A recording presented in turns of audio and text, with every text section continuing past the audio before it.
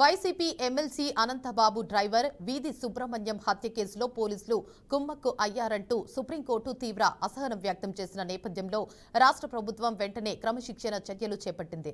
2022 మే 19న జరిగిన హత్య కేసు విచారణలో నిందితుడైన అనంతబాబుకు అనుకూలంగా వ్యవహరించిన 4 పోలీసు అధికారులను సస్పెండ్ చేస్తూ ప్రభుత్వం ఉత్తర్వులు జారీ చేసింది. ఇందుకు సంబంధించిన మరింత సమాచారాన్ని కాకినాడ నుంచి మా ప్రతినిధి చంటి అందిస్తారు.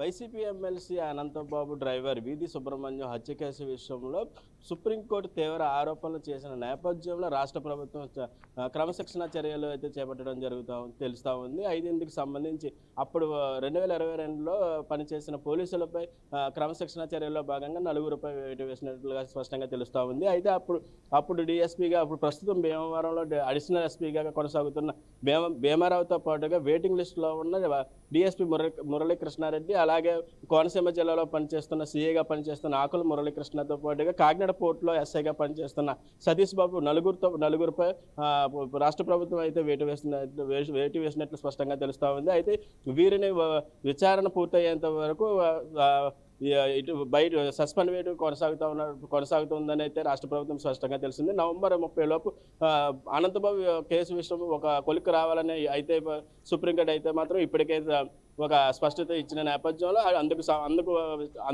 అందులో భాగంగా సిబిఐ అలాగే ఇతర శాఖలు అయితే మాత్రం దర్యాప్తు పూర్తి స్థాయిలో కొనసాగుతున్న నేపథ్యంలో మరింత మంది పోలీసులు దీంట్లో భాగస్వాములు అయ్యారా అనేది తెలియాల్సి ఉంది. అయితే గత 2022లో ఎమ్మెల్సీ అనంతబాబు డ్రైవర్ హత్య కేసు విషయంలో పోలీసులు డిఫాల్ట్ బెయిల్ సహకరించినందుకు కానీ ఈ చర్యలు చేపట్టినట్లుగా స్పష్టంగా తెలుస్తూ ఉంది. అయితే అప్పుడు డిఫాల్ట్ బెయిల్ ఎందుకు ఇవ్వడం జరిగింది, అసలు పోలీసులు ఎందుకు అలా సహకరించారనే దానిపై కూడా విచారణ వేగవంతం చేశారని స్పష్టంగా తెలుస్తూ ఉంది. అయితే 2022 నుంచి బహిరంగంగానే అనంతబాబు బయట తిరుగుతున్న నేపథ్యంలో అప్పటి నుంచి ఇప్పటి వరకు ప్రభుత్వం ఎందుకు చర్యలు తీసుకోలేదు, ప్రభుత్వం ఈ కేసును ఎందుకు నీరుగార్చిందనే దానిపై కూడా సుప్రీంకోర్టు చొరకలు అందించినట్లు స్పష్టంగా తెలుస్తూ ఉంది. అయితే ఇటువంటి తరుణంలో రాష్ట్ర ప్రభుత్వం సీనియర్ అధికారి అయిన సిద్ధార్థ్ లోద్రా అయితే మాత్రం సుప్రీంకోర్టుకు మరింత సమాచారాన్ని అందజేశారు. అయితే దీనిపై సప్లిమెంటరీ ఛార్జ్ షీట్ కూడా వేయడం జరిగిందని చెప్పవచ్చు. అయితే 3 సంవత్సరాలుగా ఈ కేసులు ఎందుకు నిర్లక్ష్యం వహించారనే దానిపై, పోలీసులు ఎందుకు కుమ్మక్కయ్యారనే దానిపై